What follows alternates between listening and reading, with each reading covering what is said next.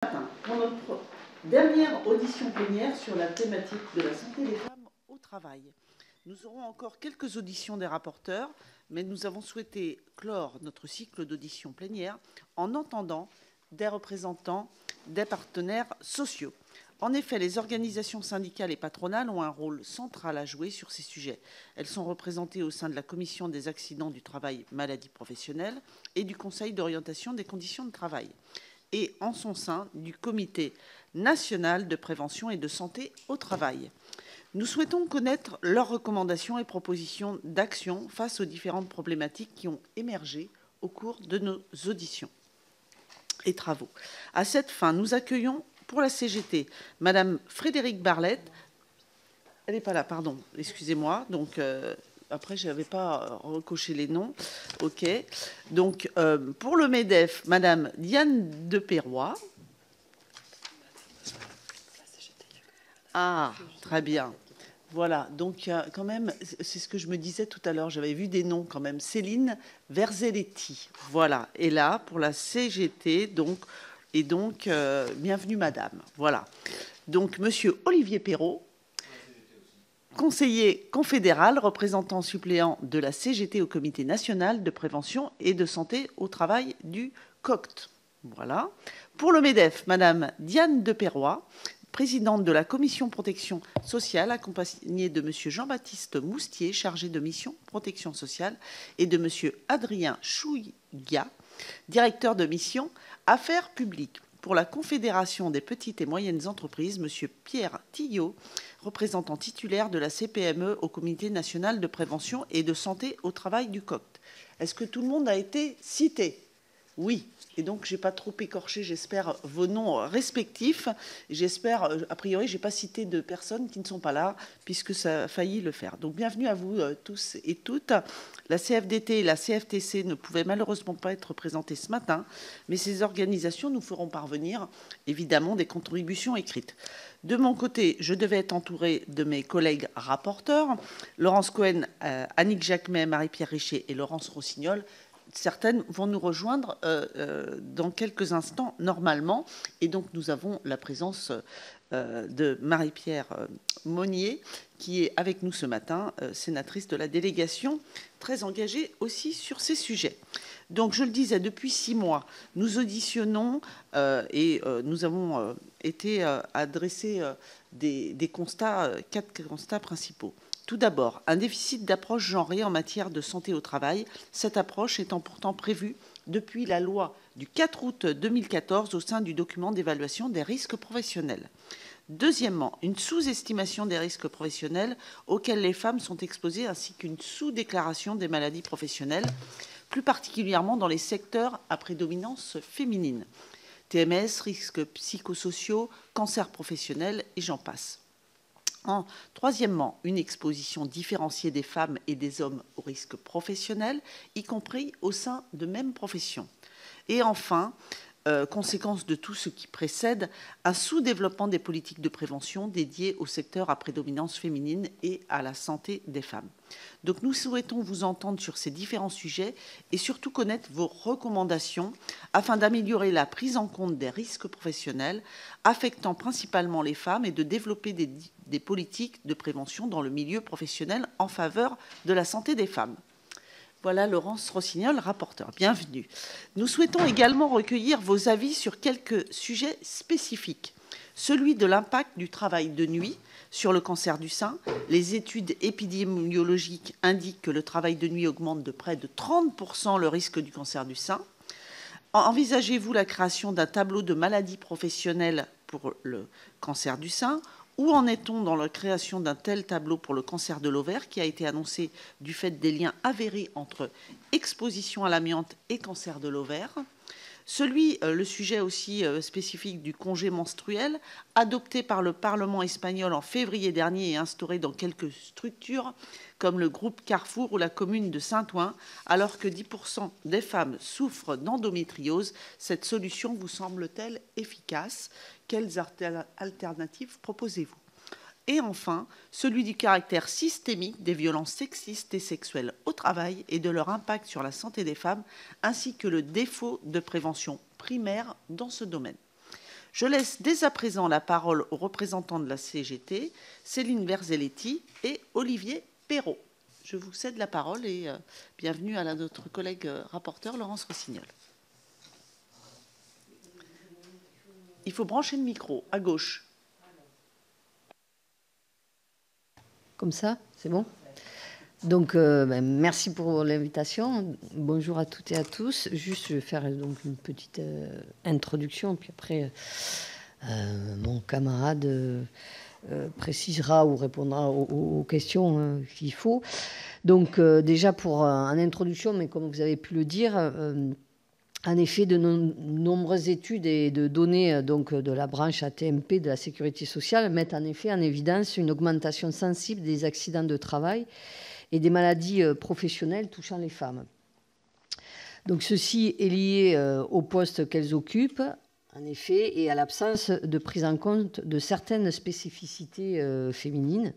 Alors, comme vous l'avez cité aussi, les pathologies dont elles sont le plus souvent victimes sont les troubles musculo-squelettiques, les troubles psychosociaux et risques organisationnels, et les cancers professionnels, entre autres, mais c'est vraiment donc les pathologies dont elles sont le plus souvent victimes.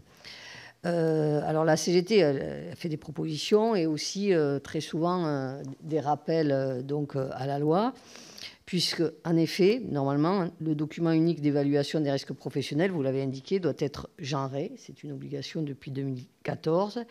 Et en effet, ne l'est pas pour la très grande majorité des lieux de travail, que ce soit d'ailleurs du public ou du privé. Ça, c'est une vraie problématique et c'est important. Peu de contrôle, du coup aussi, et donc forcément, ceci explique cela, et de sanctions prévues pour remédier à cette situation. Comme sur de nombreux sujets en lien avec la santé et la sécurité au travail, les contrôles et les sanctions sont insuffisantes.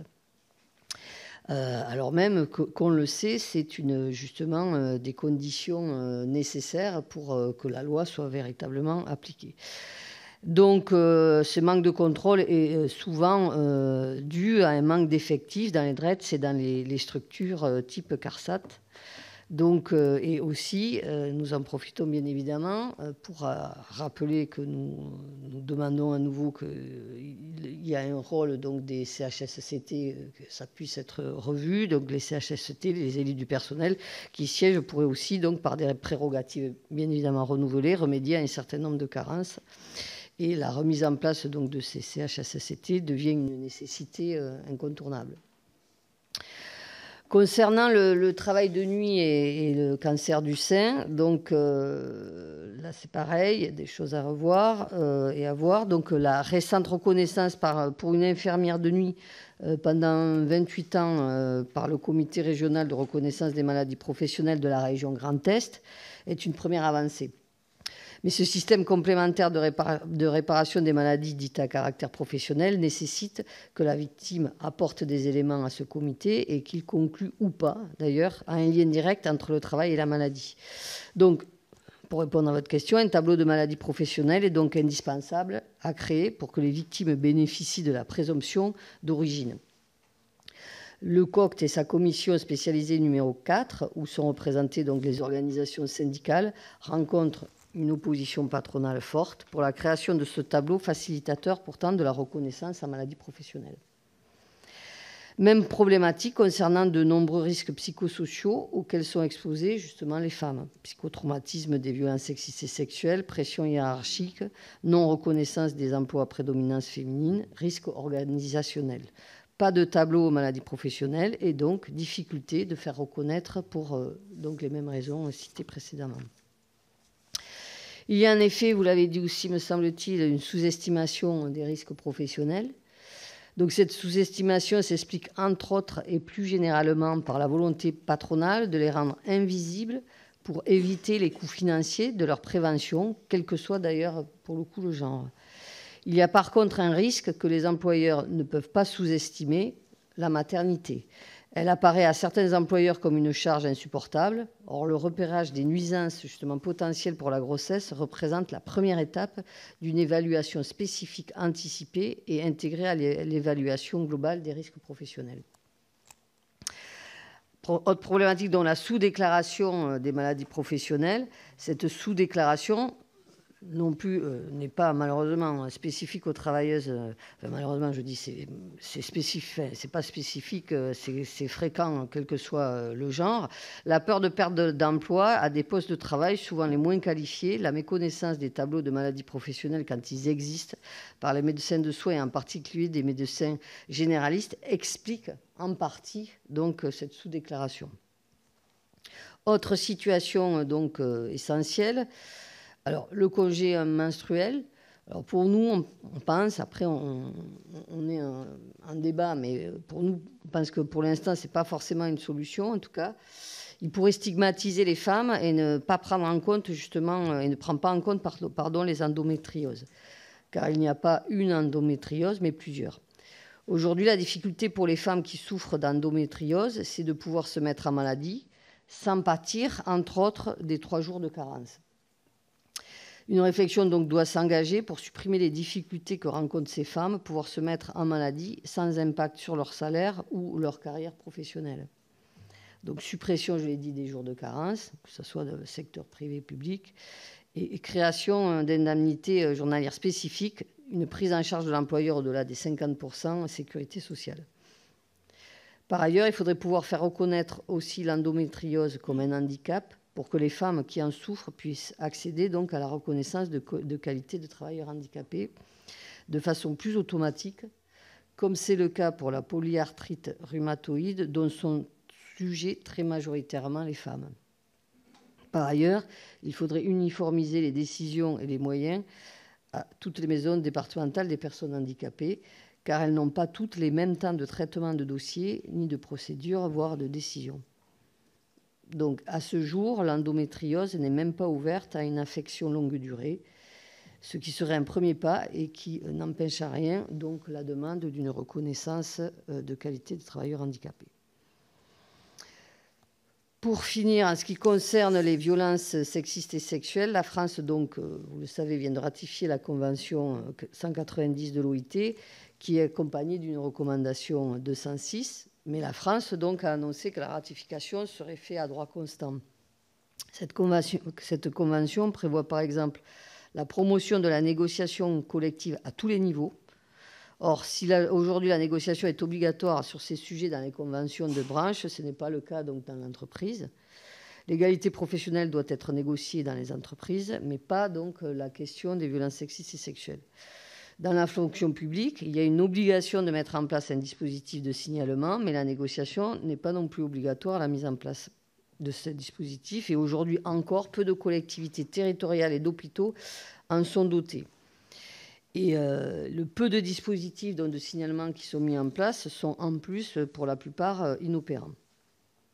Les référents CSE en matière de lutte contre le harcèlement sexuel, agissements sexistes sont plus régulièrement désignés dans les CSE du privé, mais très rarement dans la fonction publique. Il est également prévu dans cette convention qu'il y ait une indemnisation des victimes de violences dans le monde du travail. Or, cette disposition peut être mise en place dans la fonction publique avec l'ordonnance de protection, mais n'est pas appliquée dans le privé. Cette convention prévoit d'éviter la récidive des auteurs et leur réinsertion dans le monde du travail, mais encore une fois, sur ce sujet, rien n'est prévu. Des dispositions particulières sont également prévues pour protéger les femmes victimes de violences domestiques, mais rien n'est fait. On sait pourtant que le seul moyen de s'émanciper d'un conjoint violent pour une femme, c'est son travail. Donc nous avons proposé à la CGT une étude d'impact que nous pourrons vous faire parvenir si ça vous intéresse par la suite.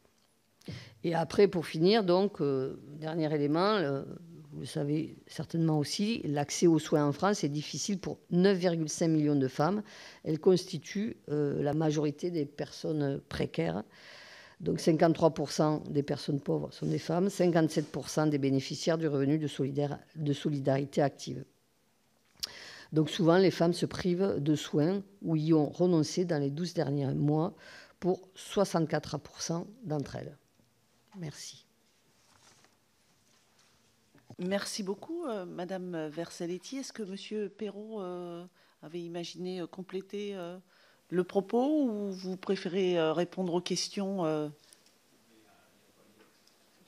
Micro, peut-être ? Mais mettez le micro, s'il vous plaît, monsieur, pardon. Oui, je crois que tout a été dit et bien dit par ma camarade, donc je vais pas rajouter grand-chose. Appuyer sur un fait, compter sur le législateur pour faire en sorte que les moyens de contrôle soient un peu plus efficaces et plus développés, que ce soit des DRETS ou des CARSAT, CRAMIF, enfin, enfin type CARSAT, comme l'a dit Céline. Il y a un réel manque de moyens aujourd'hui. La loi existe. Le DUERP, qui est un moyen de prévention des risques genrés ou pas. En tout cas, les lois existent. Par contre, les faire appliquer, ce serait une avancée. Et la réintroduction des CHSCT pourrait aussi aider ce fait. Et on y tient à la CGT. Voilà. Eh bien, merci beaucoup, Madame, Monsieur, pour cette présentation. Je vais immédiatement passer la parole à Madame Diane de Perrois, qui représente le MEDEF. Merci beaucoup. Bonjour à tous. Voilà un beau sujet. Et je pense que j'ai envie de me référer à cette ANI et à cette loi santé au travail qui a été bâtie, l'ANI, dans un cadre paritaire de cette démocratie sociale à laquelle nous tenons beaucoup, et puis après cette transposition dans le cadre parlementaire. Et il me semble que, au travers du DUERP, au travers aussi de l'approche de qualité de vie et des conditions de travail que nous souhaitons bien sûr promouvoir, au travers du plan Santé 4, eh bien, il y a beaucoup d'éléments sur lesquels s'appuyer pour faire en sorte de les faire connaître, de les diffuser. Toujours plus davantage, on ne peut jamais s'arrêter de diffuser une parole préventive et informative. Eh bien, je pense que nous avons des socles nombreux pour répondre aux points soulevés. Je voudrais souligner notamment l'insistance qui a été la nôtre, celle des partenaires sociaux, mais aussi dans le cadre de la loi du 2 août 21, qui faisait suite aussi à cette loi que vous avez évoquée de 2014, eh bien, nous avons insisté sur une offre de services et d'accompagnement des entreprises, parce que nous pensons avant tout qu'il y a tout ce travail à faire pour mieux faire connaître l'accompagnement dont peuvent bénéficier les entreprises et bien évidemment les salariés. Et nous pensons que tout le travail fait au sein de la médecine du travail, que celle-ci soit dans le cadre des SPSTI, je me permets d'insister sur le P, que nous avons introduit avec les partenaires sociaux dans le cadre de l'ANI puis de la loi, le P voulant dire prévention, et c'est vrai aussi pour les SPSTA, c'est-à-dire les centres de travail, les centres de santé au travail autonomes lorsqu'ils sont au sein des grandes entreprises. Et nous pensons que la médecine du travail, notamment au travers de toutes les équipes qui sont présentes, qu'elles soient médicales ou paramédicales ou d'accompagnement, eh bien, sont très importants pour accompagner les salariés, notamment les femmes, dans la sensibilisation, dans la mise en avant de ce qui peut être des mesures qui leur permettent, là aussi, de prendre conscience de ce capital de la santé. Alors, vous avez cité dans votre propos introductif la sous-estimation des risques professionnels auxquels les femmes sont exposées.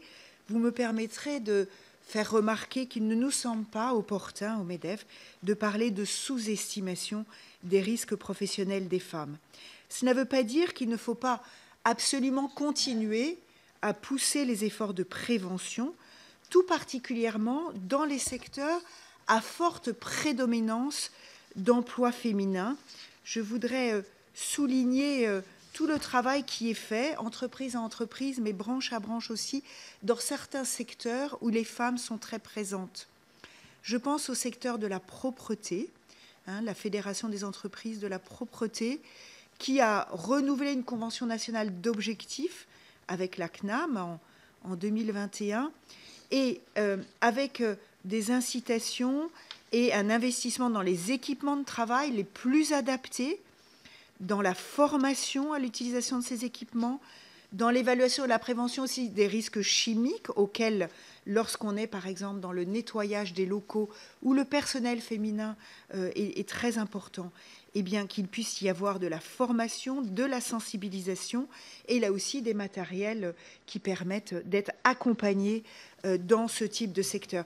De la même façon, dans le commerce, je voudrais donner aussi ces exemples où il y a souvent une présence féminine très importante et des socles qui ont été vus dans le cadre de travaux en comité technique distribution. Ça regroupe services, commerce et industrie de l'alimentation.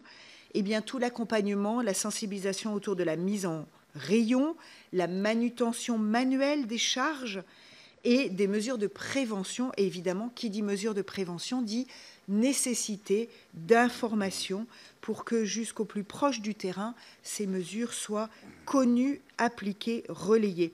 De la même façon, le secteur du grand âge est aussi un secteur où il y a une prédominance de personnel féminin. Le grand âge, je mets les EHPAD, je mets les services, les résidences seniors, les agences d'aide et de soins à domicile. Là aussi, il y a un travail fait sur les TMS Pro. Et donc, parce que évidemment, on peut imaginer le travail avec des postures contraignantes qui peut être effectué et donc tous les équipements qui peuvent être mis en place d'accompagnement des salariés autour d'élèves personnes, des lits médicalisés, etc. Nous pourrions aller plus loin, mais je ne veux pas prendre trop de temps là-dessus. Ces exemples, je voulais vous les citer parce que je crois qu'ils sont importants pour montrer qu'il y a des démarches volontaristes en termes de prévention. Ça n'est jamais assez, il faut toujours poursuivre. Et d'ailleurs, dans la négociation en cours, que je ne veux pas préempter, entre les partenaires sociaux, donc sur la négociation ATMP, dont une séance est prévue le 15 mai, à nouveau, à l'issue de travaux importants, eh bien, c'est autour de toute cette dynamique que l'on doit pouvoir poursuivre et mieux diffuser l'information sur ces sujets-là.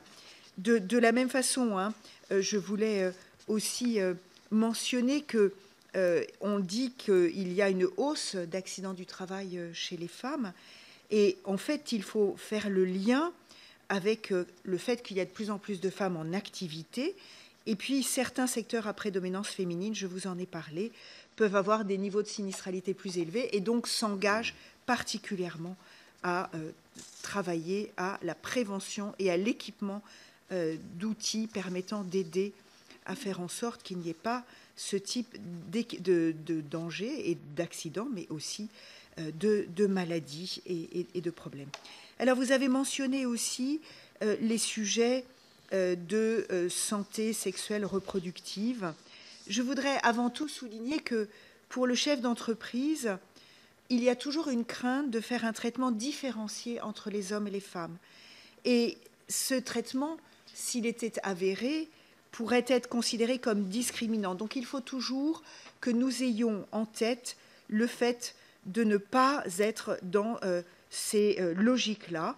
Le chef d'entreprise s'appuie bien sûr sur le DURP avec toute cette analyse et la mise en avant que là aussi les partenaires sociaux et la loi d'août 21 a permis pour sensibiliser et faire en sorte que le DURP soit partout présent et en même temps accompagné pour le faire parce qu'on s'est rendu compte lors de nos analyses et de notre audition que ça n'était pas toujours le cas et que parfois les chefs d'entreprise, notamment dans les petites entreprises, pouvaient être perdus. Je voudrais souligner aussi un point qui est très important et après je vais revenir au cas particulier que vous avez évoqué, le PST4 qui a mis en exergue l'ergonomie des équipements au travail et les équipements de protection individuelle. Et c'est vrai qu'ils sont souvent dans une logique définie à partir de modèles qui représentent, on va dire, un homme moyen. N'y voyez pas un jugement de ma part, bien évidemment. Mettez des guillemets autour de cette expression, mais en termes de taille notamment, et de prise en compte des caractéristiques féminines, physiques féminines. Et il s'agit d'être vigilant de façon à aller plus loin dans ces équipements pour qu'ils soient mieux adaptés aux caractéristiques des gens qui les portent. Alors, sur l'aspect que vous avez mentionné tout à l'heure, Je voudrais revenir d'abord sur la santé au travail et toutes les mesures qui datent d'ailleurs du 19e siècle, sur la santé et la sécurité, avec des premières lois sociales qui se sont construites pour protéger la mère et la future mère, la femme enceinte. Et il est important, en effet, de porter attention à ces sujets-là. Et nous disposons d'un cadre vraiment complet, intéressant, et de protection de la femme salariée enceinte. Je ne vais pas le détailler, mais il y a énormément de mesures. Peut-être que, docteur, vous y reviendrez, je ne sais pas. Mais c'est un point très important, avec même l'obligation pour l'employeur de reclasser la personne enceinte lorsqu'elle est exposée à certains risques déterminés par décret des agents toxiques du plomb. En ce qui concerne les différentes actions menées par les partenaires sociaux en faveur de la santé des femmes, il y a ce chemin toujours à poursuivre et nous sommes très intéressés et toujours très vigilants à analyser les travaux menés par l'INRS qui sont un éclairage, et c'est un outil paritaire de la branche AT-MP, c'est un éclairage et il faut poursuivre ces travaux-là, il faut le faire que ces organismes puissent mener ces travaux. Il y a un dossier très intéressant, je ne peux que vous y renvoyer, de l'INRS autour de la prévention du harcèlement sexuel et des agissements sexistes au travail. Et donc, il faut que la branche AT-MP ait les moyens d'accompagner les entreprises et les secteurs qui sont en demande. De la même façon, nous souhaitons que les décrets issus de la loi santé au travail du 4 août 2021, notamment sur les IPA, les infirmiers et infirmières en pratique avancée, et les médecins praticiens correspondants, que ces décrets puissent voir le jour. Je le sais qu'ils sont en cours d'élaboration et de travail, mais ils sont très importants parce que c'est aussi par ce personnel présent sur le terrain que les salariés seront accompagnés. Et vous savez qu'aujourd'hui, la démographie médicale fait qu'il y a souvent des manques de personnel. Et donc, nous sommes vigilants et particulièrement en attente de la publication de ces décrets qui me paraît rejoindre aussi, parce que c'est aussi ces personnels-là que les femmes peuvent aller voir, peuvent aller consulter pour justement, avec le secret médical qui les caractérise, eh bien, évoquer des pathologies dont elles pourraient souffrir, quelles que soient ces pathologies, et bien évidemment, tout particulièrement, les pathologies que vous avez évoquées autour de l'endométriose et autres pathologies autour de celle-là. Mais en même temps, il nous paraît important que ce sujet de la menstruation ne soit pas une pathologie en soi. Qui sommes-nous pour le décider? Il s'agit bien d'une relation avec le corps médical et en même temps, il s'agit d'être vigilant et de pouvoir accompagner les salariés pour que les salariés connaissent leurs droits, connaissent les endroits où elles peuvent parler, dialoguer avec le corps médical. Et là encore, je pense qu'il faut être vigilant au risque de stigmatisation, d'une hausse des stéréotypes au détriment des femmes. Je pense qu'il pourrait, si nous allions dans cette mention d'un congé menstruel, renforcer des stéréotypes qui seraient tout à fait erronés, selon lesquels les femmes seraient plus vulnérables et ne pourraient pas occuper des postes identiques aux salariés masculins à travail égal. Je pense qu'il ne s'agit pas de verser dans cette dimension-là, même si le MEDEF est particulièrement attentif à la diffusion de paroles préventives, à l'accès à la médecine du travail et au fait de pouvoir avoir des communications de sensibilisation. Cela rejoint les violences sexistes et sexuelles au travail. Nous avons un socle légal qui permet aux chefs d'entreprise de pouvoir prendre toutes les mesures pour sanctionner ces agissements, enquête, sanctions disciplinaires. Il s'agit vraiment de les faire connaître et de pouvoir les mettre en avant et de les relayer. C'est aussi le sens de cet accompagnement dont les chefs d'entreprise peuvent bénéficier. Voilà, je m'arrêterai là à ce stade, mais je voudrais en conclusion dire qu'il y a des entreprises, il y a des organisations, il y a des branches et de la même façon, l'AT-MP, la caisse AT-MP est importante là-dessus. Il faut pouvoir accompagner, il faut pouvoir développer toujours plus la prévention et pour cela, il faut avoir encore davantage de moyens. Merci beaucoup de votre attention. Merci à vous, madame. Donc, notre dernier intervenant est monsieur Pierre Tillot, qui est donc représentant pour la CGPME. Merci, à vous, cher monsieur. Merci, madame la présidente. Deux choses avant de commencer. Premièrement, c'est que au regard de l'action résolument novatrice que porte la majorité des partenaires sociaux depuis plus de 2 ans, j'éprouve, je dois le confesser, une certaine gêne sur la thématique de cette table ronde. Un patron de PME ne procède qu'à l'embauchage d'un salarié. Et qu'il soit homme ou femme, sa responsabilité en matière de santé au travail et de prévention des risques professionnels reste égale. C'est tout le sens de l'ANI signé en décembre 2020, imparfaitement repris dans la loi du 2 août 2021, sens que de s'affranchir de tout communautarisme sanitaire. Pour établir durablement et pour tous le concept de prévention primaire. De s'assurer d'un soutien de proximité attentionné et performant du SPSTI, dont vous connaissez maintenant la signification de cet acronyme. Nous l'avons inventé tous ensemble. Et pour établir durablement et pour tous le concept de prévention primaire et de s'assurer donc du soutien de proximité attentionné et performant des entreprises adhérentes des SPSTI, les PME tout particulièrement. De veiller enfin au développement adapté de la prévention de la désinsertion professionnelle. C'est également le sens de l'ANI ATMP qui, on vous l'a dit, est en cours d'achèvement, nous le souhaitons, prochain, d'obtenir la réappropriation par les partenaires sociaux d'une branche ATMP rendue plus autonome, de se doter d'un véritable problème d'action de prévention primaire, de s'engager résolument dans la surveillance et la prévention de l'usure professionnelle dans le cadre du FIPU introduit avec la nouvelle réforme des retraites.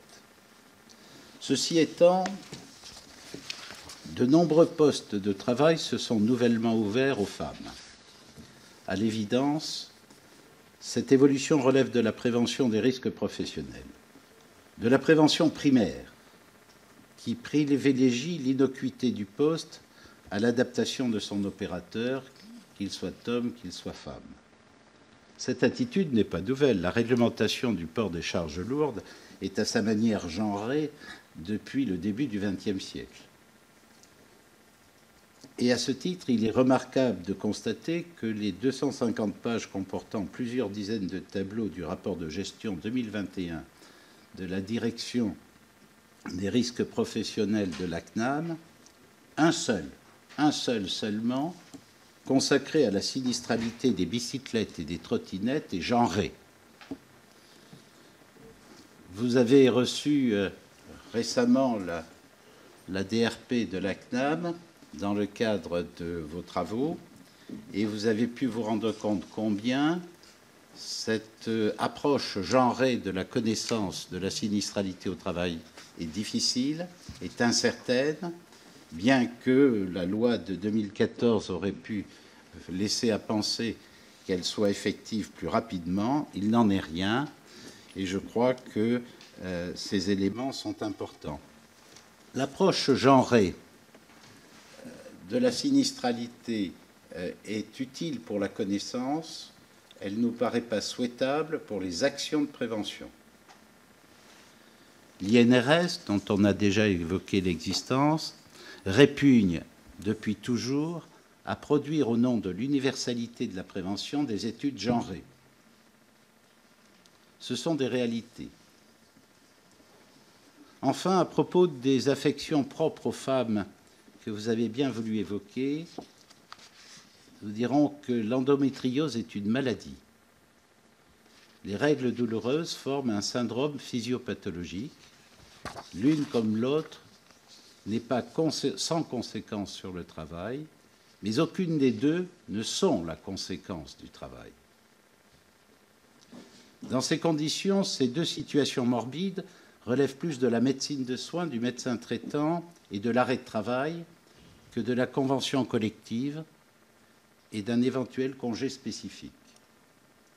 Peut-être que cette proposition allégerait les comptes de la sécurité sociale, mais elle serait à coup sûr une charge financière considérable imposée aux seules entreprises et aux PME tout particulièrement. Pour autant, nous avons quelques données, et c'est vrai que nous sommes, les PME, plus inquiets par les TMS au regard du travail des femmes que par les événements morbides que vous avez signalés. Les affections pluriarticulaires provoquées par certains gestes et postures de travail, tableau 57A, fait qu'il y a 37 580 maladies déclarées en 2021. Et 60% d'entre elles l'ont été par des femmes. Cela me paraît un problème majeur, qu'il convient a priori de prendre à bas le corps. C'est le sens de la prévention primaire.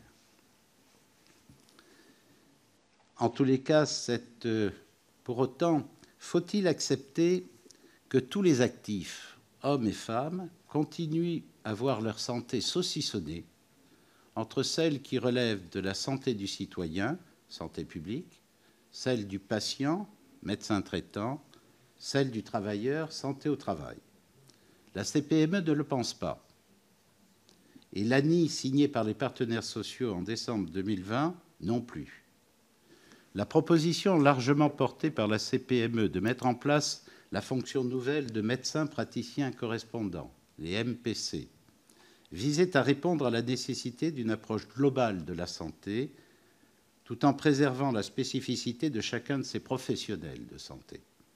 Le MPC, dans notre volonté, aurait dû être le médecin traitant qui, en établissant un pont sanitaire entre la santé du travailleur et celle du patient, et avec le médecin conseil de la sécurité sociale, aurait pu initier cette approche globale de la santé de la femme ou de l'homme au travail.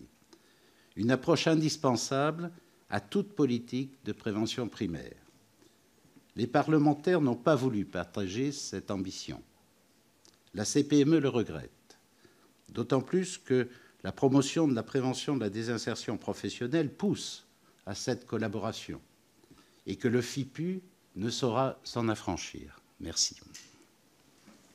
Eh bien, écoutez, merci à vous tous pour ces présentations qui auront permis de nous plonger directement avec des présentations variées, très différentes, et qui vont forcément amener des réactions et des questionnements de nos rapporteurs. Et je vais tout de suite passer la parole dans l'ordre à Laurence Rossignol. Je vous laisserai répondre ensuite Laurence Cohen et peut-être Annick Jacquemet, rapporteure, qui nous a rejoint également. Et Marie-Pierre Monnier, évidemment, puisqu'elle est avec nous, si elle le souhaite, elle pourra poser des questions. À vous, Madame la rapporteure. Merci, nous vous remercions effectivement de vos communications. Comment vous dire, monsieur le représentant de CPME, vous avez dit être gêné par la thématique de la table ronde. Alors, moi, je suis un peu gênée pour vous interroger parce que le but de ces auditions n'est pas d'engager une discussion et d'essayer de vous convaincre d'un certain nombre de choses. Je ne vais pas me substituer aux partenaires sociaux et en particulier aux syndicats dont c'est la tâche, et vous avez des réunions partenaires sociaux pour faire ça. Pour autant, peut-être vous expliquer quand même pourquoi nous travaillons sur la santé des femmes au travail. Vous dites être gêné par le fait que, pour vous, un salarié, c'est un salarié, on ne distingue pas les hommes des femmes, et vous avez même utilisé l'expression de communautarisme sanitaire. En fait, les femmes ne sont pas une communauté. Le mot de communautarisme, qui est parfois utilisé, d'ailleurs pas toujours de manière assez très pertinente, mais enfin, en tout cas, il ne marche pas. L'humanité est faite d'hommes et de femmes, et qui ont des considérants biologiques différents. Ce que nous étudions ici, c'est deux choses. C'est d'abord l'impact de la spécificité biologique des femmes sur leur santé et particulièrement sur leur santé au travail. Et deuxièmement, les troubles de santé qui sont spécifiques à des professions qui sont totalement féminisées. Voilà ce que nous étudions ici. Donc, ce n'est pas une question de communautarisme. Vous avez vous-même reconnu, et je vous en sais gré, que vous avez dit que la dimension genrée était utile pour la compréhension, la connaissance, mais qu'elle n'était pas utile pour, je reprends vos mots, pour les actions de prévention. Mais en fait, comment vous dire ? À quoi serviraient des statistiques genrées si elles ne nous disent pas comment agir par la suite ? Ça marche pour tout, pas spécialement pour la santé au travail, ça marche pour l'ensemble des activités humaines, y compris pour les nôtres. C'est quand on s'est mis à compter les femmes dans le monde politique qu'on a décidé qu'il fallait passer à une loi sur la parité. Avant de les compter, on trouvait que c'était normal qu'il n'y ait que des hommes. Donc voilà à quoi ça sert. Donc voilà, je voulais vous faire cette remarque-là pour qu'il n'y ait pas d'ambiguïté entre nous sur ce sur quoi nous travaillons. Donc, je n'ai pas énormément de questions à vous poser. En fait, j'ai compris quelle était votre approche. J'ai malgré tout une frustration. J'aurais aimé que côté MEDEF et côté PME, on nous parle aussi de la santé des femmes chefs d'entreprise, commerçantes, parce que ce sont aussi des femmes. Et puis, en fait, je voulais vous dire une chose aussi, c'est que pourquoi nous parlons de santé des femmes au travail ? Parce que nous savons que la grossesse et le fait d'avoir des enfants sont des facteurs d'inégalité professionnelle, clairement identifiés. Et pour des raisons aussi de santé. Donc, comment on fait pour que les données de santé spécifiques aux femmes ne se traduisent pas en stagnation de carrière, régression et inégalité professionnelle également ? Et en matière, comme nous nous intéressons aux salariés, mais aussi aux chefs d'entreprise, mais aussi aux commerçantes, mais aussi aux femmes chefs de petites et moyennes entreprises. Et j'ai du mal à croire qu'il n'y ait pas, pour elles, de spécificité en termes sanitaires dans le lien entre le fait qu'elles sont des femmes et quelle est leur activité. Je pense que, j'attends pas des syndicats de salariés qui nous instruisent là-dessus, mais vous pourriez peut-être le faire, et les femmes chefs d'entreprise vous intéressent aussi. En fait, dernière question, ça concerne le congé menstruel. Plusieurs propositions de loi sont déposées. Vous avez tous, j'imagine, compris que ces propositions de loi visent à supprimer le délai de carence. Donc, c'est une question qui relève essentiellement du droit de la sécurité sociale. Mais que pour les entreprises, ça implique aussi que dès lors qu'une femme est titulaire d'un... Ça impliquerait, pardon, parce que c'est conditionnel, elles ne sont pas adoptées. Dès lors qu'une femme est titulaire d'un arrêt de maladie sur une longue période, qui lui ouvre effectivement un droit à congé sans jour de carence du point de vue de la sécurité sociale. Je parle des entreprises qui n'ont pas d'accord de mensualisation ou pour lesquelles les accords de mensualisation ne prévoiraient pas ça. Ça veut dire que, en revanche, dans les entreprises, il faut que ces femmes soient protégées dans leur activité professionnelle. C'est-à-dire que là encore, ce ne soit pas pour elles un facteur de discrimination ou de sanction au travail. Je n'ai pas compris, ni chez le MEDEF, ni chez vous, madame, ni chez vous, monsieur, est-ce que vous êtes favorable ou hostile à ces propositions de loi ? Merci, madame la rapporteure. Donc, comme les questions de Laurence Rossignol étaient plutôt adressées au MEDEF et à la CGPME, je vous laisse répondre, madame, monsieur. Merci beaucoup pour ces points. Alors, c'est vrai que je n'ai pas fait un cas particulier des chefs d'entreprise, femmes ou hommes d'ailleurs, parce que dans l'ANI que nous avons partagé dans ce cadre paritaire et dans la loi en 21, nous avons justement embarqué les chefs d'entreprise et les professions indépendantes sur la base du volontariat. Ça n'existait pas jusqu'alors. Et justement, nous avons, dans le cadre de nos échanges, été sensibilisés au fait qu'il ne s'agissait pas de les laisser de côté et qu'au contraire, il fallait les embarquer et leur donner ce droit d'accès aux SPSTI, puisqu'en l'occurrence, là, il ne s'agit pas des SPSTA, mais bien des centres de santé. Donc, votre point est tout à fait pertinent et ils ont bien été embarqués dans l'ANI 21 qui a été traduit après. Si je reviens sur le deuxième point, et puis, docteur, je vous passerai la parole après, si ça vous convient. Sur le deuxième point, il nous semble qu'il est très important de mettre le poids sur la prévention, sur la communication, sur l'accès, notamment à la médecine du travail. Ça nous paraît très important de ne pas transformer certains sujets comme les sujets de menstruation comme des sujets relevant d'une pathologie systématique et d'un facteur qui handicaperait l'ensemble des salariés, tous les mois en tout cas, les salariés qui sont assujettis à ces menstruations, tous les mois. Ça ne nous paraît absolument pas le chemin qu'il faut poursuivre. Donc en expliquant cela, je vous dis deux choses. Je dis d'abord, il y a la médecine du travail, l'accès, le secret médical, et il y a un dialogue. Il y a la capacité d'avoir des congés maladie si, dans le cadre de ce dialogue médical, dans le cadre de ce secret du dialogue médical, cela devait résulter par un arrêt de travail, mais je ne veux pas me substituer aux gens dont c'est le métier, les médecins. Et en même temps, il est important d'être très vigilant au risque de stigmatisation, d'une hausse des stéréotypes au détriment des femmes. Et ça, je crois que c'est un point qui est important. Et donc, ça veut dire qu'en revanche, le fait qu'il puisse y avoir des communications, qu'il puisse y avoir une connaissance plus approfondie de cette maladie, qu'elle puisse donner lieu, le cas échéant, à des arrêts. Mais là, je parle de maladie, excusez-moi, merci beaucoup, constatée par le corps médical. Mais en revanche, la menstruation, je pense que si elle est jugée douloureuse, c'est dans le cadre de ce dialogue, avec cet acte médical, mais qu'en revanche, il ne s'agit pas d'être dans ce risque de stigmatisation en instaurant ce type de congé. En revanche, prévenir, communiquer, sensibiliser sur ces différents sujets, c'est très important. Et on n'a jamais arrêté de faire ce chemin de prévention. Et je rejoindrai le propos du docteur.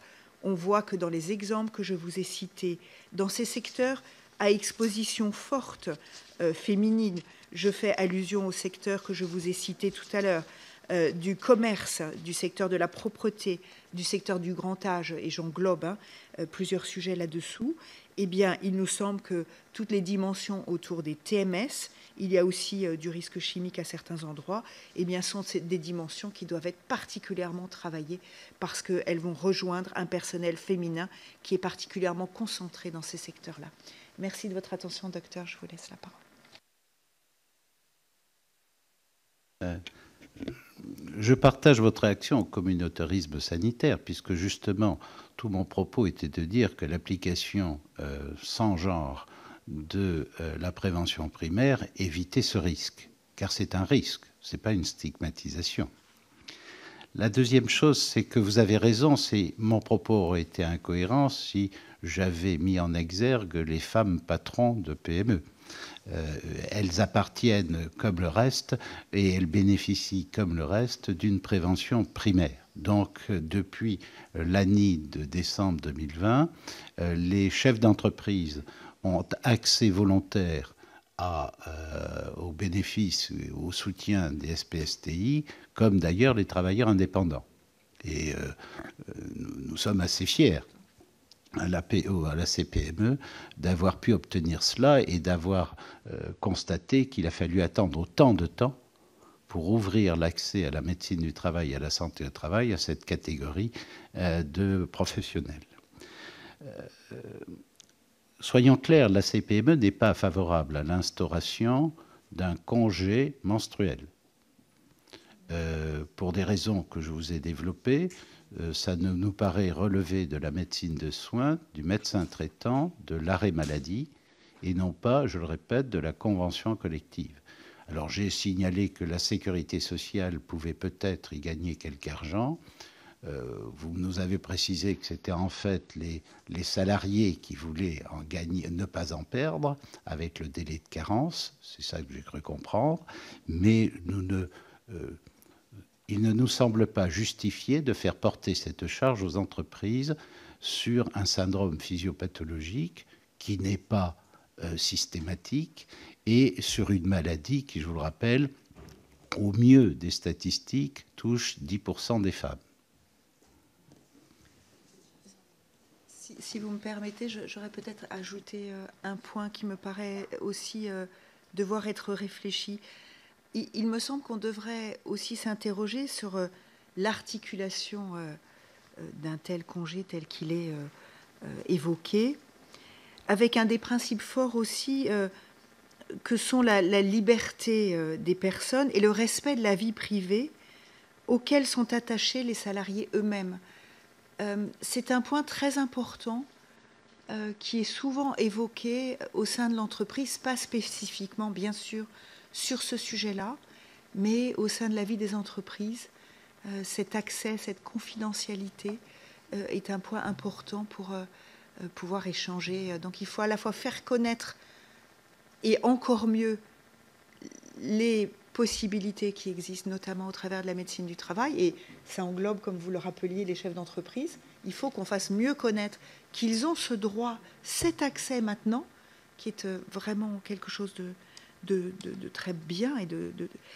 Mais comme vous faisiez allusion à la prévention de la désinsertion professionnelle, par exemple, nous avons, dans le cadre paritaire, instauré une possibilité de cette visite de prévention de désinsertion.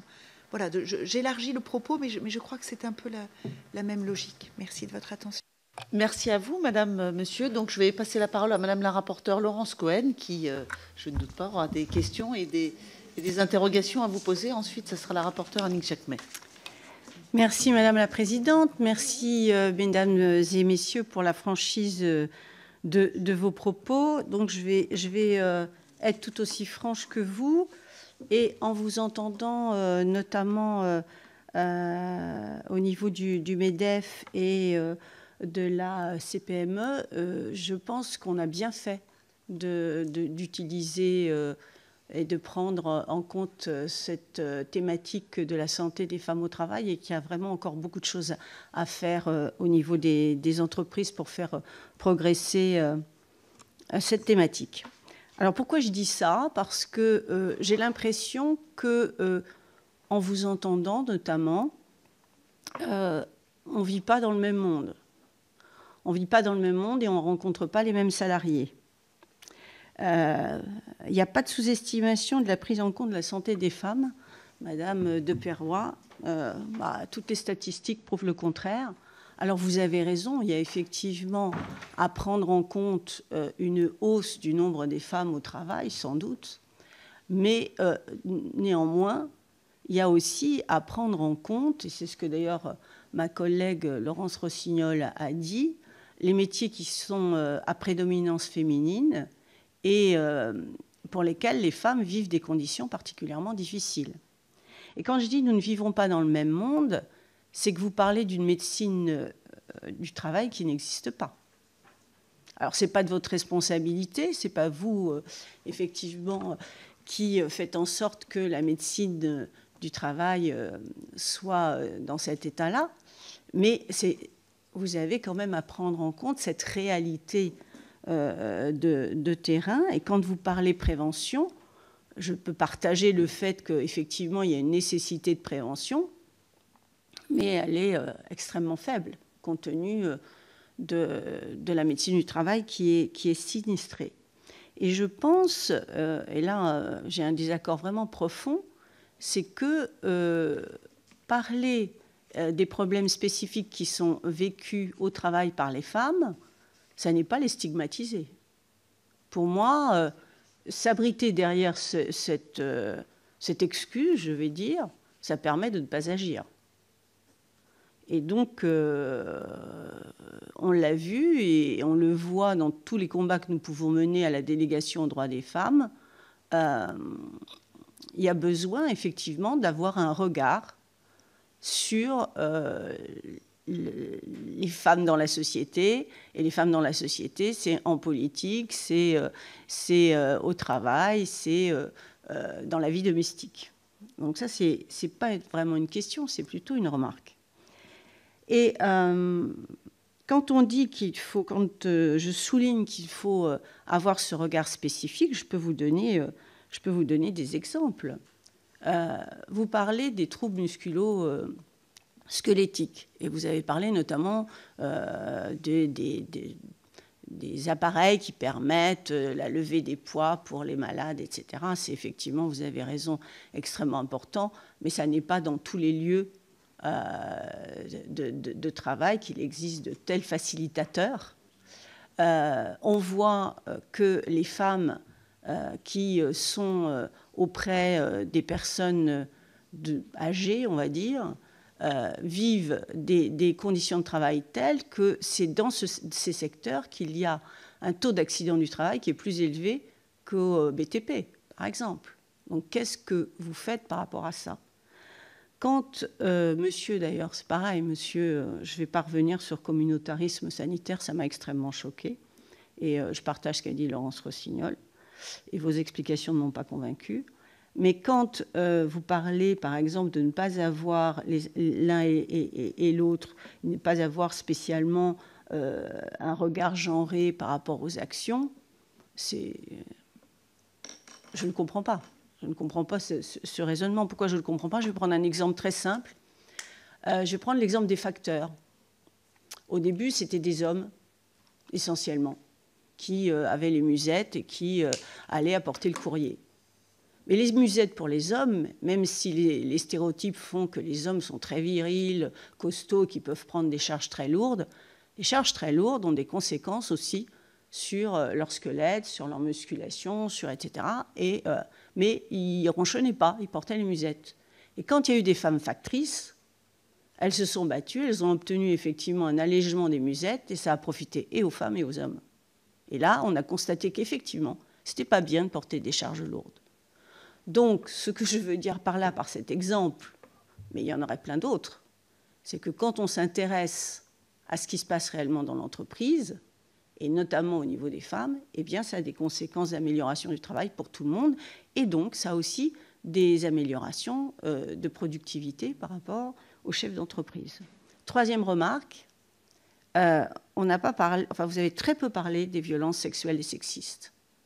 Moi, j'aimerais bien que vous en parliez au niveau du MEDEF et CPME, CGPME, c'est que on a vu et on a constaté dans tout le travail que nous avons fait que les femmes qui sont victimes, la majorité des femmes qui sont victimes de violences sexuelles et sexistes, en fait, au bout du bout, quittent leur travail.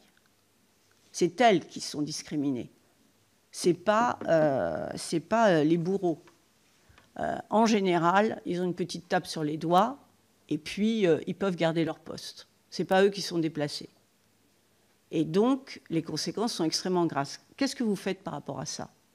Dernière question, nous n'avons pas parlé, et pourtant on vient de vivre une crise extrêmement grave sanitaire sur le Covid, nous n'avons pas parlé du télétravail.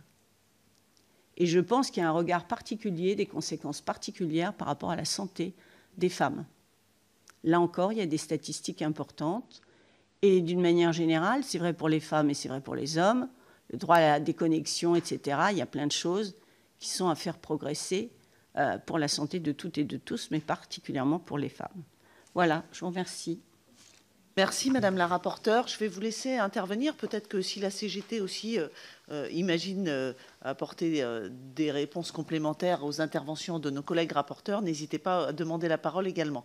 Madame Diane de Perrois pour le MEDEF. Je vous remercie beaucoup pour vos remarques, mais je crois que nous ne différons pas tant que ça. Vous avez évoqué dans votre premier point, parler, ce n'est pas stigmatiser, mais je n'ai absolument pas dit le contraire. Je suis complètement en lien avec vous. J'ai dit informer, accompagner, prévenir, sensibiliser. Et donc, la notion de prévention, si c'est juste sur une feuille de papier, ça n'existe pas. Les entreprises doivent être accompagnées et il doit y avoir des communications et des programmes de sensibilisation. Et on est complètement en lien là-dessus. J'ai évoqué un risque de stigmatisation. Mais en effet, tous les programmes de sensibilisation qui sont faits au travers de la médecine du travail, dans les entreprises, ou au travers de l'engagement des branches elles-mêmes, en lien avec les caisses AT-MP ou séparément, ou au travers de l'engagement propre de chacune des entreprises, font que ça fait œuvre utile, indispensable au sein des entreprises. Et je crois avoir exprimé des exemples de secteurs que vous avez cités également, et je vous en remercie parce que, en effet, ce sont des secteurs où vous avez notamment, là on est plus sur le sujet des TMS, du port de charges lourds ou d'avoir à déplacer des personnes qui sont avec des poids importants et qu'il faut accompagner. Et au sein des branches et du secteur privé, la sensibilisation est forte. Et je vais vous dire qu'elle est aussi forte. Pourquoi ? Parce qu'il n'aura échappé à personne que ces secteurs économiques sont en recherche aussi de salariés et qu'ils cherchent à travailler sur la qualité de vie au travail, sur l'équilibre vie professionnelle, vie privée. Et ces sujets-là, ils sont absolument indispensables à développer si l'on souhaite que ces secteurs puissent développer l'emploi au service de la population et d'une partie spécifique de la population. Les sujets autour de l'emploi dans les EHPAD, de l'emploi dans tout ce qui est le service à la personne, le nettoyage que j'ai cité tout à l'heure, rejoignent tout à fait les points que vous avez partagés. Et je pourrais même insister sur un sujet dans les EHPAD. Il y a des points, un programme spécifique qui s'appelle TMS Pro, qui est fait en lien avec les actions de prévention de la branche AT-MP sur les troubles musculo-squelettiques, des subventions prévention au TPE pour les établissements de moins de 50 salariés qui permettent là aussi le financement d'équipements et de formation. En fait, mon point, c'est juste de dire que ce qui est important, c'est la réalisation de l'action. Et la réalisation de l'action, c'est l'action de prévention, de sensibilisation, et c'est l'action sur le terrain de formation et de dotation, évidemment, d'équipements qui sont nécessaires. De la même façon, sur les violences sexuelles et sexistes, il y a eu des informations majeures qui ne sont jamais assez suffisantes, mais qui doivent se poursuivre pour faire connaître qu'il y a un cadre à ces sujets, un cadre de prévention, et qu'il y a un cadre qui permet de les évoquer, de pouvoir en parler avec tout le dispositif nécessaire sur ces sujets ô combien douloureux. Et je voudrais citer un exemple avec la FHP, la Fédération de l'hospitalisation privée. Évidemment, je m'exprime sur le privé. Il y a eu, par exemple, un réseau d'écoutants formé au recueil de la parole et mise en place de procédures de signalement dédiées. Si on ne met pas ces cadres-là, eh bien, il n'y aura pas d'expression. Et donc, il faut que ces cadres soient mis en place, mais que ces cadres soient aussi connus. En novembre 2022, il y a eu également une campagne de communication dédiée à la lutte contre les violences sexistes et sexuelles au travail, promouvoir toutes les actions de protection collective contre ces violences, sensibilisation, accompagnement, ligne d'écoute, signalement dédié. Voilà, le groupe ELSAN que je pourrais citer, qui me paraît aussi très important, qui a accompagné les étudiants en santé. On sait combien ils peuvent aussi être dans ce cadre de subir des situations de violence, notamment sexistes et sexuelles. Voilà, je pourrais en citer d'autres, mais en fait, pourquoi je les cite ?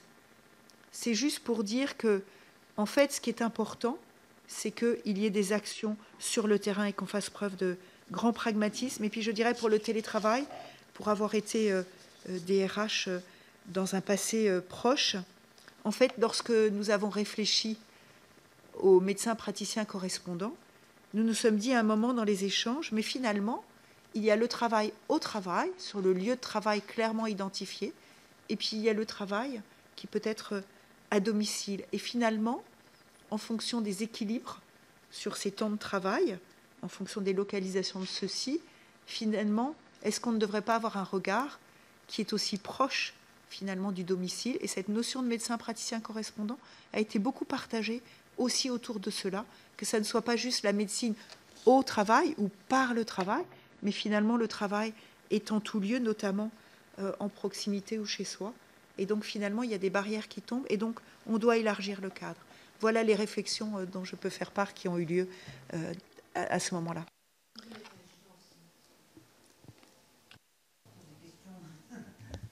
Ouais, c'est possible. Ouais, non, juste j'ai entendu certaines choses sans les remettre en cause, je vais quand même réaffirmer ce que la CGT a pu mettre en avant ces dernières années. J'entends parler de la loi du 2 août 2021, donc évidemment, qui débouchait de l'ANI du 9 décembre de l'année précédente. Il n'était pas unanime, d'une part, la CGT ne l'a pas signé, alors pour des raisons diverses, dont le MPC. Nous, on regrette ce fait. Aujourd'hui, on préférerait que les pouvoirs publics développent cette médecine du travail et fassent en sorte que les écoles, cette filière soit développée. Ça, c'est évident. Les MPC, la médecine générale, parce que ce seraient des médecins généralistes, finalement, qui s'occuperaient de médecine du travail, sont aussi sinistrés que, je crois, en tout cas... peut-être que le docteur Thillot dira le contraire, aussi sinistré que la médecine du travail. Donc, c'est pas là qu'il faut aller chercher.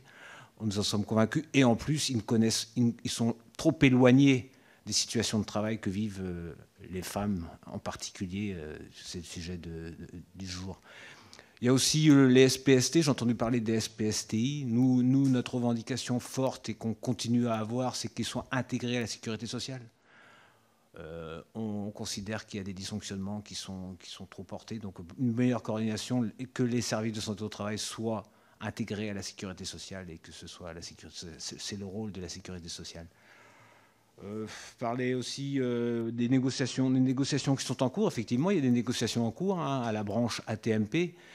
Là aussi, on porte des choses fortes dont les moyens, on en parlait tout à l'heure dans notre déclaration initiale, c'est les moyens pour les CARSAT, pour la CRAMIF et pour d'autres structures de ce genre, qui est de réels moyens pour que les contrôles soient effectués et puis pour que le travail de prévention soit réellement effectué dans les entreprises. Et pour que j'ai entendu parler aussi de sinistralité. Aujourd'hui, nous considérons que la sinistralité, elle est très mal mesurée du fait de la sous-déclaration des maladies professionnelles comme des accidents du travail. Et ça, c'est un débat quelquefois houleux, mais en tout cas, tant qu'on ne mesurera pas mieux la sinistralité dans les entreprises, que ce soit, je le répète, en termes d'accidents du travail ou de maladies professionnelles, on ne fera pas d'une bonne prévention. Ça, non seulement les statistiques avec lesquelles vous travaillez et nous on travaille, on considère qu'ils sont faussés. Ça, c'est très clair. Pour nous, c'est très clair. Donc, qu'il y ait une vraie aussi dynamique de créer pour que cette sous-déclaration cesse. Alors qu'elle soit institutionnalisée, parce qu'aujourd'hui, c'est une réalité. Elle est institutionnalisée. Moi, je l'ai vécu, j'étais suffisamment en entreprise pour le vivre, où aujourd'hui, les entreprises font en sorte de ne pas déclarer ou de sous-déclarer, c'est-à-dire pas d'IJ, enfin de mal déclarer les accidents du travail. Et ça, c'est un impact énorme sur la prévention qu'on peut effectuer après dans les entreprises et puis tout le reste. La Cour des comptes, vous savez aussi bien que moi, mesure cette sous-déclaration en faisant un transfert de fonds entre la branche AT-MP et la sécurité sociale. Je vois, elle évalue entre 1 et 2 milliards, donc c'est gigantesque. Et donc, à un moment donné, il y a quelque chose qui ne va pas. Donc, c'est ça, il faut absolument le résorber. Ouais, c'est tout. J'ai envie de parler aussi de l'impact de l'organisation du travail. Je trouve qu'on n'en parle peut-être pas suffisamment. J'entendais parler du lève-personne, par exemple. Mais lève-personne, aujourd'hui, les femmes qui s'occupent des malades ne l'utilisent pas. Pourquoi? Parce qu'ils n'ont même pas le temps. Il y a une telle pression sur le temps qu'elles ne l'utilisent pas. Donc elles portent des charges lourdes parce qu'un corps humain, c'est plus lourd qu'un sac de ciment. Excusez-moi de la comparaison, mais quand un homme, on dit l'homme, il peut soulever. Mais les femmes qui doivent soulever des personnes, elles ont un aide-personne, qui est quelquefois financé d'ailleurs par la branche, mais ils ne l'utilisent pas parce qu'ils n'ont pas le temps. Ils ont une telle pression sur les 10 minutes pour s'occuper d'une personne. On l'a entendu suffisamment parler ces derniers mois, ces dernières années, donc dans les EHPAD, entre autres. Le temps n'est pas donné pour bien faire son travail. C'est l'organisation du travail qui est en cause et qui est à revoir. On pourrait parler des femmes de ménage qui viennent nettoyer les bureaux à 5 h du mat pour que nous, on soit tranquille dans nos bureaux et qu'on puisse travailler tranquillement. Ça, c'est une horreur absolue. La CGT travaille différemment. Les femmes, elles viennent dans les bureaux quand on y est, puis ça fonctionne très bien. Eux, au moins, elles ont des horaires acceptables et en tout cas pas nocifs pour leur santé. Voilà. Merci beaucoup, Monsieur Thillot, pour la CGPME. Merci, Madame la Présidente. Je suis trop respectueux du dialogue social auquel je participe depuis plus de 40 ans pour ne pas avoir pris le soin de dire que c'était la majorité des partenaires sociaux qui, depuis plus de 2 ans, portaient la prévention. Et en cela, je respectais l'attitude singulière de la DGT. Vous avez parlé, Madame, des postiers, des postières, des facteurs ou des factrices, et je crois que c'est le bel exemple qui fait qu'une approche de prévention primaire qui recherche l'innocuité du poste plutôt que l'adaptation de son opérateur s'illustre parfaitement.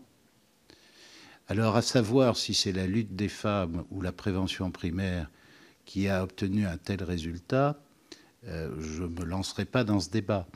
Je sais qu'avec... Ah, non, c'est pour ça que je le refuse.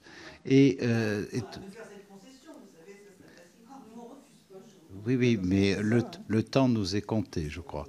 Mais on peut le reprendre dans d'autres circonstances quand vous voulez. La CGT vous pourra porter témoignage de ma grande disponibilité dans le cadre du dialogue social. Je crois que cette attitude et cet exemple des facteurs, elle date pas d'hier. Je l'ai répété dans mon propos. Dès le début du XIXe siècle, bien que la prévention soit universelle et indifférenciée, on avait compris que la physiologie des femmes ne pouvait pas supporter le port de charge équivalent à celui des hommes. Et je crois me souvenir qu'au niveau européen, cette différenciation a été combattue au nom de l'égalité homme-femme. Vous parlez des violences sexuelles. Alors ça est sexiste. C'est exact, nous n'avons pas répondu à cette question. Et nous tenons à dire que la CPME, à ce titre, participe et a participé tant à la conception qu'à la diffusion la plus large de tous les messages de prévention, de ce que nous regroupons sur ce que nous appelons les dysfonctionnements relationnels au travail, qui sont des problèmes essentiels et majeurs. Alors c'est vrai que pour les PME, cette situation est d'autant plus compliquée que les collectivités de travail sont très réduites et que ces situations provoquent de véritables séismes dans l'organisation du travail, mais également du point de vue humain. Et à ce titre, nous sommes toujours preneurs et toujours partants pour trouver des méthodes définitives et durables dans ce domaine. Pour le télétravail, on voit les limites de cette prévention des risques professionnels qui est exclusivement à la charge des employeurs. De ce fait, on se trouve dans des situations de prévention des risques professionnels qui partagent un domaine où ils ont autorité, le lieu de travail, et celui où ils n'en ont point, le domicile. Et ça pose des problèmes. C'est-à-dire, conceptuellement, nous n'avons pas les outils pour pouvoir gérer ces deux domaines dont le Code du travail fait une barrière exclusive. C'est un peu le sens de notre proposition du MPC, mais plus encore de la relation médecin traitant et médecin du travail, de telle façon à pouvoir disposer des connaissances partagées de telle sorte que l'on puisse développer des outils de prévention adaptés. Ce n'est pas le cas. Il y a des blocages conceptuels de droit, d'ordre juridique, qui font qu'actuellement, mais ce n'est pas vrai que pour la prévention des risques professionnels, c'est vrai pour la gestion du contrat de travail en télétravail, qui pose des problèmes, des fractures et des intervalles libres majeurs et qui nous bloquent dans une approche à la fois cohérente et complète de ces problèmes nouveaux, tant en matière de prévention que de relations de travail d'une façon plus générale. Merci. Merci, Monsieur Tillot. Donc, je vais passer la parole à notre dernière intervenante de la matinée, la rapporteure Annick Jacquemet. Merci, Madame la Présidente. Mesdames et Messieurs les représentants des syndicats, désolée, je n'ai pas pu entendre vos propos puisque j'étais retenue à une autre réunion avant. Mais je voudrais revenir sur 2-3 points que vous avez évoquées, Madame et Messieurs, représentants des CPME. La première chose, c'est quand vous parlez de risque de stigmatisation. Comment est-ce que vous pensez que cette stigmatisation peut se révéler au sein des entreprises? Est-ce que c'est uniquement, j'allais dire, pour celles qui sont en poste par rapport à leurs collègues, par rapport à l'ambiance générale du travail, ou est-ce qu'il y a un risque aussi à l'embauche entre un homme et une femme? Est-ce que au niveau des chefs d'entreprise, il peut y avoir un frein à l'embauche, justement, d'embaucher une femme avec les désordres qui peuvent éventuellement se manifester? La deuxième chose, vous avez parlé aussi de TMS, de prévention. Alors, Monsieur Perrault, je ne suis pas tout à fait d'accord avec vous, même si je n'ai pas votre expérience. J'ai été longtemps présidente d'un conseil d'administration ou de surveillance d'un EHPAD dans lequel on a effectivement installé beaucoup de lèvres malades et qui sont utilisés. Alors, je ne veux pas faire une généralisation d'un seul cas, mais les représentants syndicaux qui siégeaient dans ce conseil de surveillance soulignaient quand même un mieux-être pour les salariés. Après, je suis d'accord avec vous que c'est des charges considérables à soulever. Et par rapport à ça, je sais qu'on met souvent en place, et on l'avait fait aussi, des formations justement pour aider à avoir les bons gestes, les bonnes postures. Mais ne pensez-vous pas qu'il serait judicieux d'utiliser les heures, un certain nombre d'heures d'éducation physique dans les collèges, les lycées, les écoles primaires, pour apprendre déjà aux enfants, aux ados, les postures pour soulever? Parce que si on regarde, enfin, je sais que moi, très longtemps, je soulevais en baissant le dos et pas en pliant les genoux. Et je pense que ça peut aussi être d'apprendre tôt les bons gestes. Ça peut servir, je pense, toute la vie. Alors, je ne dis pas qu'il ne faut pas adapter les poches, je ne dis pas qu'il n'y a pas des choses à faire. Mais les simples postures, j'allais dire, du quotidien, peuvent aussi soulager un petit peu dans le monde du travail. Voilà, en gros... Merci. Je voulais parler, merci. Merci Madame la rapporteure. Je vous laisse organiser comme vous le souhaitez, peut-être la CGT qui souhaitait intervenir. Et donc ce sera peut-être les mots de conclusion puisqu'on va... Juste sur la dernière remarque de Mme Jacquemet, c'est le Code du travail dit quand même il faut adapter le travail à l'homme. Alors il faudrait rajouter, et là je m'adresse aux législateurs, adapter le travail, les 9 principes généraux de prévention dit il faut adapter le travail à l'homme. Pour rajouter et à la femme. Ce serait déjà, parce que c'est dans le Code du travail, hein, je n'ai pas la mémoire des articles, les 9 principes généraux de prévention disent qu'il faut adapter le travail à l'homme. Donc former, très bien et tout, mais oui, aménager les postes et permettre de travailler dans des bonnes conditions. Et malheureusement, là, alors c'est votre vision de ce côté-là, mais malheureusement, beaucoup de nos représentants disent que ces fameux lève-personnes, c'est très difficile de les utiliser parce que, encore une fois, j'insiste, hein, parce que c'est fondamental. Ils n'ont pas le temps, tout simplement. Parce que sur ces affaires de congés menstruels, on va y revenir dans les semaines qui viennent. Vous serez probablement de nouveau, en ce qui concerne les partenaires sociaux, sollicités pour donner votre avis.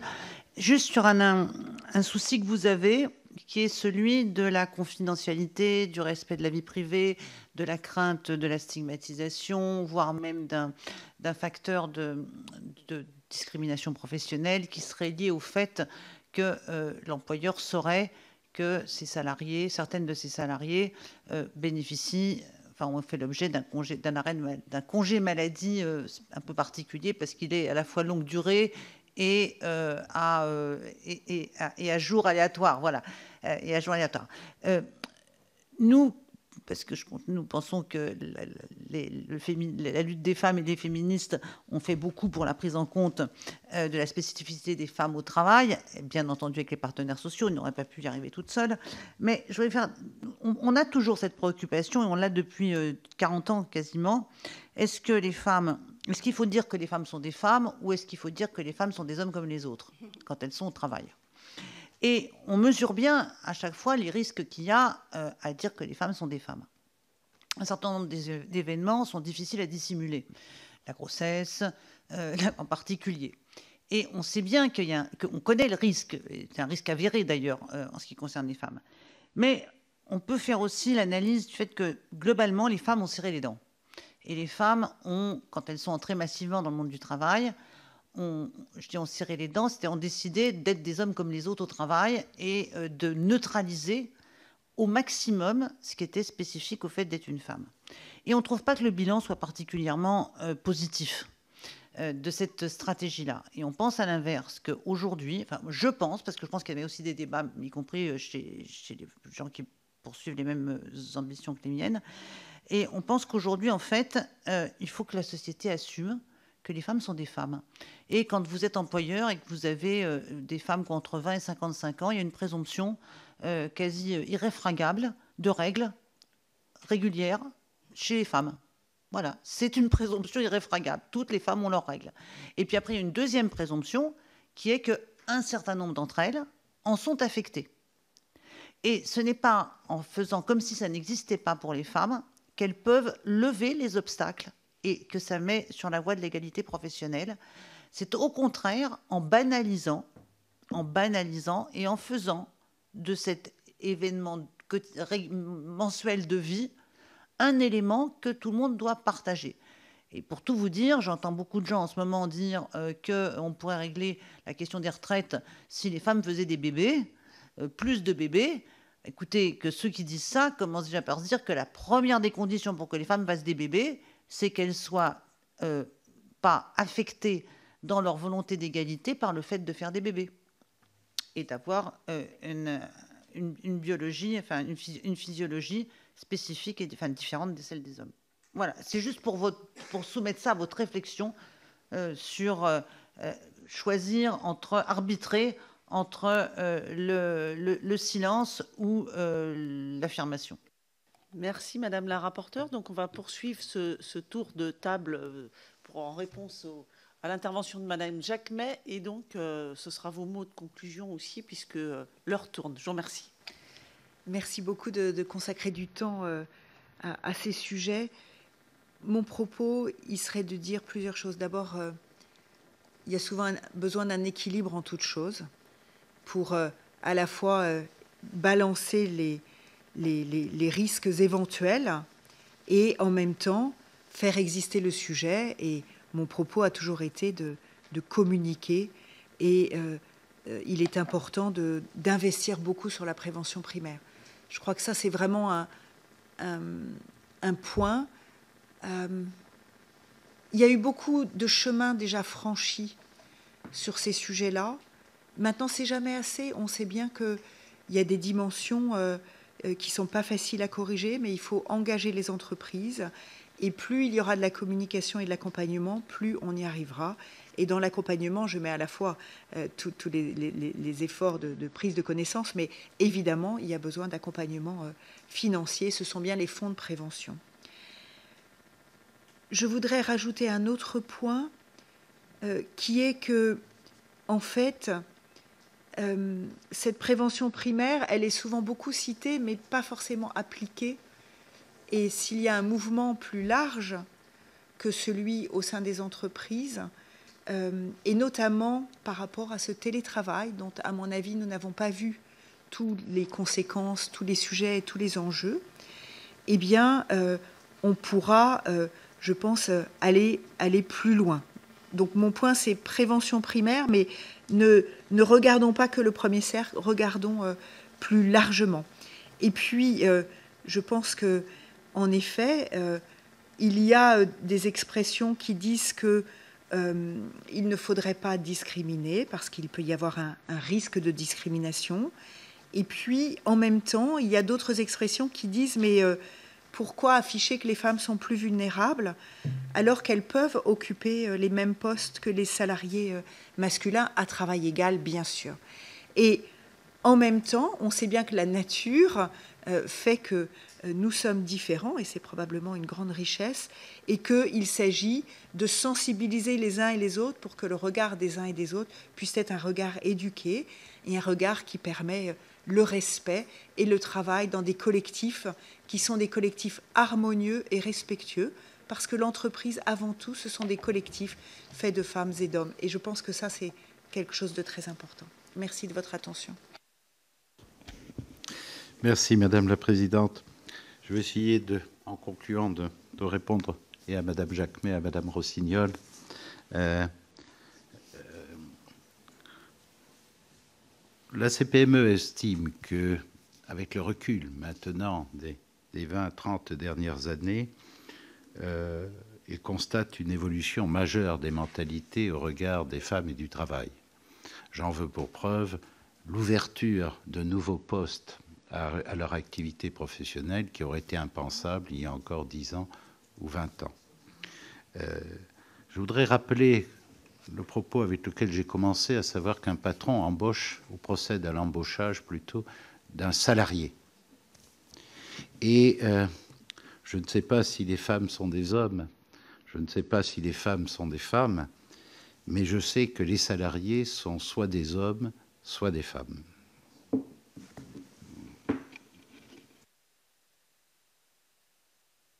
Très bien. Donc, c'était votre mot de conclusion, j'imagine. Vous souhaitiez également intervenir, Madame Verzelletti?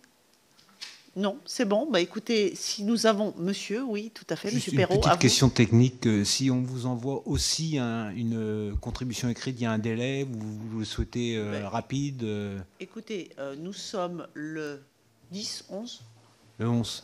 11, très bien. Nous sommes le 11 mai, donc je pense d'ici la fin du mois maximum. Voilà. Donc d'ici la fin du mois, et bien entendu, cette possibilité de nous envoyer des éléments par mail s'adresse à tous les intervenants de cette table ronde de ce matin. Il me reste à remercier mesdames les rapporteurs, à vous remercier mesdames et messieurs pour vos interventions. On a vu quelques divergences, mais c'est aussi ça la richesse d'une table ronde de positionnement. Et nous allons poursuivre avec les rapporteurs, les 4 rapporteurs, puisque Marie-Pierre Richer était excusée ce matin, ce travail. Et dans quelques semaines, les rapporteurs rendront le travail de compte-rendu et des propositions forcément que vous ne manquerez pas, j'imagine, de regarder avec attention. Donc merci à vous tous, je vous souhaite une excellente journée et merci pour cette participation matinale à cette table ronde. Et bien entendu, j'associe l'administration du Sénat qui nous accompagne et qui est aux manettes de l'organisation. Merci, bonne journée.